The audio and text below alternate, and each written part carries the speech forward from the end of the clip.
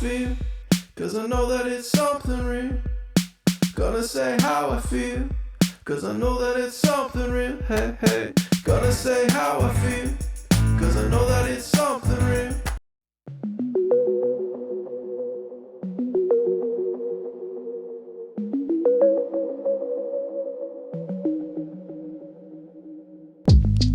What makes us think growing up has to be the final destination?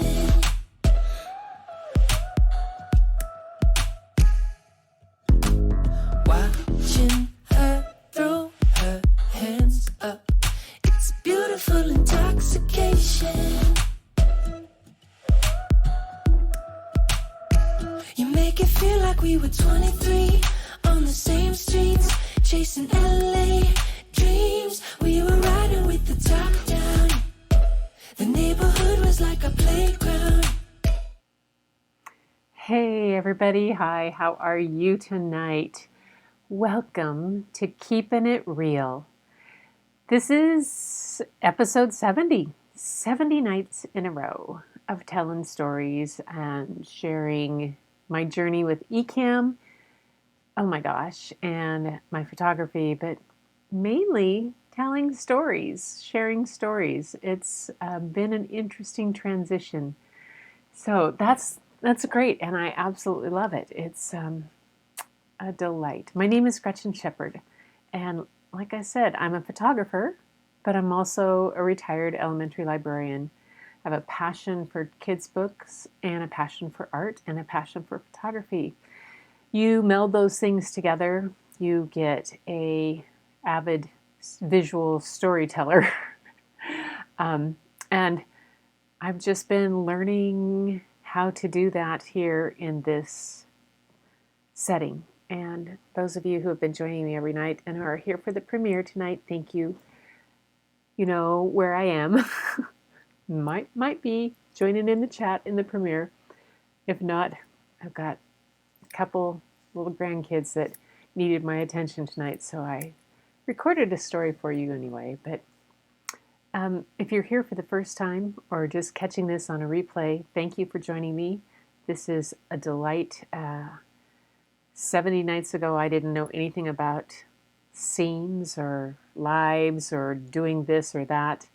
And thanks to the eCamm Live family and that a little bit of help and the encouragement of a bunch of people in the fluid art community that are here, Angie Mason and Janice Pittman and Julie E. and Gloria's Gallery. Oh my gosh, Nathan and Deirdre and just Joanne, gosh, Jay Whitty and the Massey Boys. It's been a journey, and this is fun. But tonight, the story is going back to, I call it a happy place. Something that speaks to me and has spoken to me since I was a little child, who was one of those odd duck kids who some things weren't easy for her, but reading was very simple. I mean, came to me, I don't remember how I learned to read. All I know is that I was reading chapter books before I went to school. And before I went to school, my mom would take me to the public library, and I kind of lived there while she was doing volunteer work.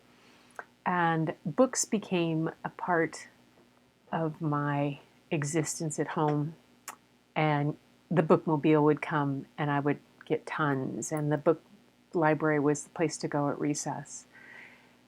Years later, I had no idea that it would lead me in my teaching profession into being a book collector of children's literature and an elementary librarian for the second half of my teaching career. And so once I retired, I still had this huge selection of books. And so now I'm sharing them with you. And tonight, the book I'm going to read is a book called The Library. It is by Sarah Stewart and David Small. And I'm going to just pull up their information right here. It's interesting collaboration. Sarah Stewart is the author, and she grew up in Texas and studied Latin and philosophy and an unfortunate number of colleges and universities. She said she held the position of teacher, speechwriter, ombudsman, among other key notable jobs. All of her books have been published by David Small, her husband, and published by Farrar, Straus, and Groth. They include The Money Tree, The Library, The Gardener, a Caldecott Honor Book, The Journey, and The Friend. Sarah and David had many more collaborations planned. It's pretty cool to see this. And then now David Small, her husband, he was always known as the kid who could draw good. And he never considered an art career because it was so easy for him. And at 21, after many years of writing plays, David took the advice of a friend who informed him that the doodles he made on the telephone pad were better than anything he'd ever written. Oh my gosh. So he switched to his major to art and never looked back. His books, the Caldecott Medal, he got for So You Want to Be President in 2001. Caldecott Honor, which he did with his wife, The Gardener, in 1998. National Book Award finalist for Stitches, and a Christopher Award for The Bookwoman and The Gardener, and Abby Honor for The Library, and New York Times Outstanding Book of the Year for this book, The Library, you're going to hear tonight. And just and featured selection for more than 10 years on Reading Rainbow. Now, I don't know if you remember Reading Rainbow on PBS, but oh my goodness. If I was brave enough, I might even break out into song. I used to sing that with my students, and we would watch Reading Rainbows on Friday afternoon. It was our video treat to watch a book and do Reading Rainbows. This is kind of my own Reading Rainbow. Anyway, tonight, I'm reading a book called The Library. It's a little bit quieter book after last night's underwear, but I think you'll enjoy it. So hopefully you've found a comfy place to sit. I'm going to, there it is. Reach over, turn off the heat in here. And got yourself something, nice beverage to sit back and listen, and join me for The Library by Sarah Stewart. Pictures by David Small.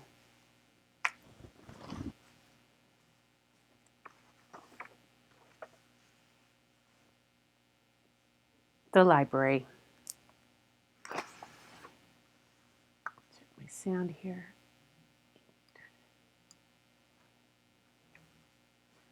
Good. You can start to get a little hint if you look real closely at the girl there. She has a book in front of her face. That might give you a little hint.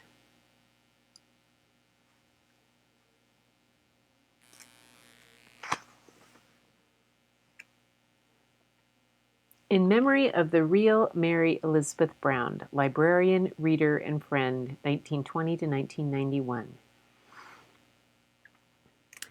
Elizabeth Brown entered the world dropping down straight from the sky.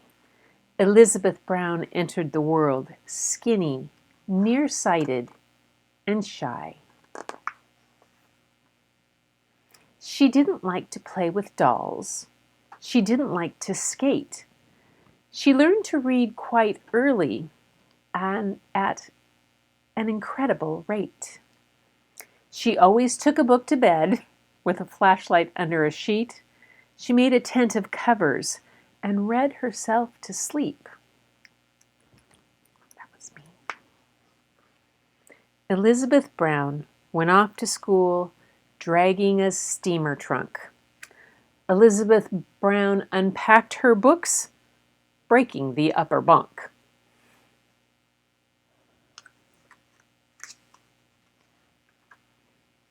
She sat in all her classes and doodled on a pad, adrift in dreams of entering a reader's Olympiad.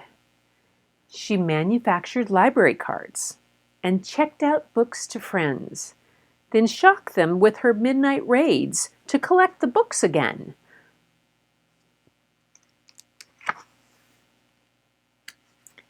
Elizabeth Brown preferred a book to going on a date. While friends went out and danced till dawn, she stayed up, reading late.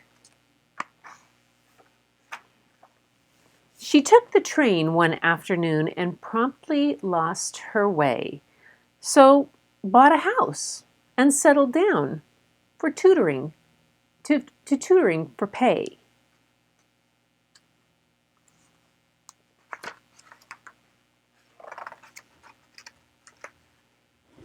Elizabeth Brown walked into town summer, fall, winter, and spring. Elizabeth Brown walked into town looking for only one thing. She didn't want potato chips. She didn't want new clothes. She went straight to the bookstore. May I have one of those?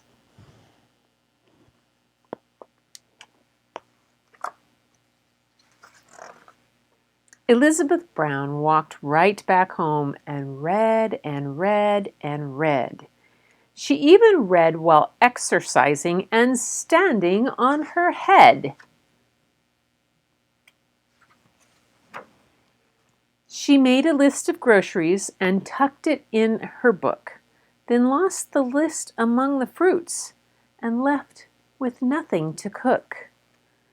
She read about Greek goddesses while vacuuming the floor, attending only to her book. She'd walk into the door.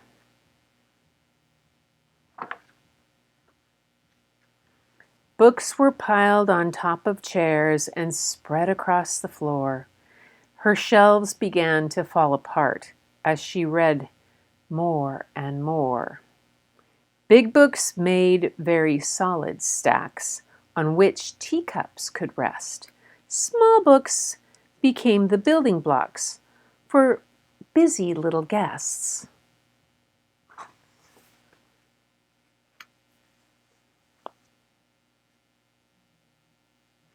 When volumes climbed the parlor walls and blocked the big front door, she had to face the awful fact that she could not have one more.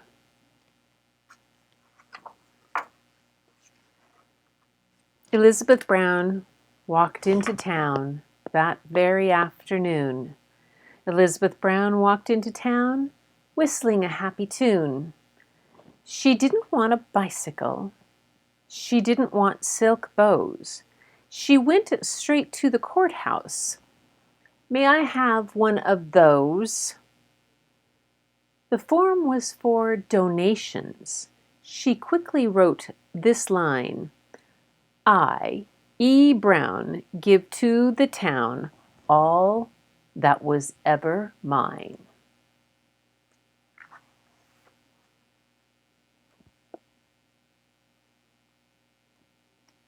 Elizabeth Brown Free Library.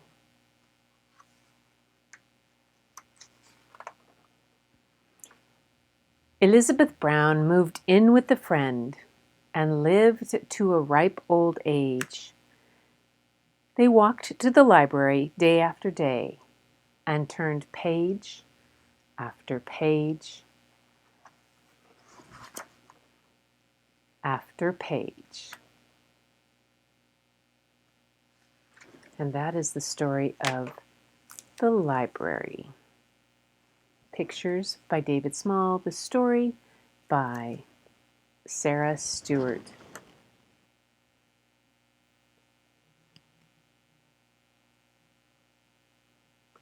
It's a wonderful book. It's a wonderful book. I visited a library once in North Carolina. And it was in a little town called Washington. That's right, it was in Washington, and it was in an old house, and it was a library that somebody had donated their home for the town to make a library. It was just absolutely beautiful, and there were little cubbies underneath the stairwells, and it was it's old. It was just beautiful. Let me see.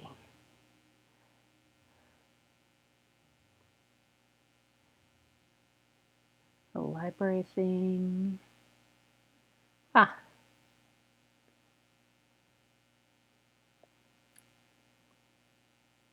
Just looking up because it says the real librarian. It said the real librarian, Mary Elizabeth Brown, and her friend and their mini cats. I was just wondering.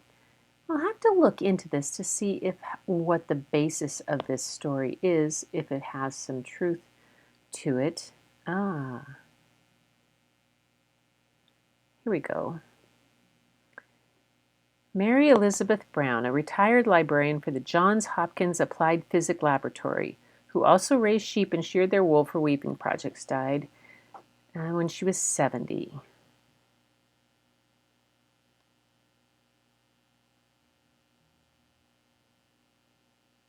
I think this is about her, but I don't know. We'll have to find out.